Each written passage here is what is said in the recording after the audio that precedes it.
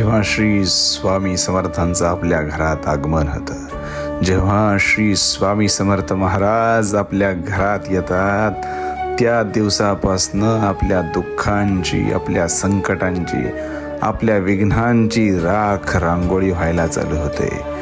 महाराज आपल्याकडं बघतात, महाराज आपल्याकडं दृष्टी टाकतात आणि सांगतात, तुझ्या मागं कोण नव्हतं, तुझ्या मागं कुणी नव्हतं, म्हणून तुझ्या घरात आलोय.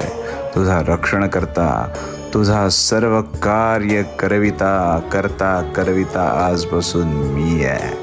माझी सेवा करत राहा. ह्या सेवेचं फळ तुला एक दिवस असं मिळेल की तुलाच उमगणार नाही की तू काय मिळवलंयस. सगळ्यांना मिळवण्यापेक्षा मला मिळव. मी सदैव तुझा रक्षण करता होईल.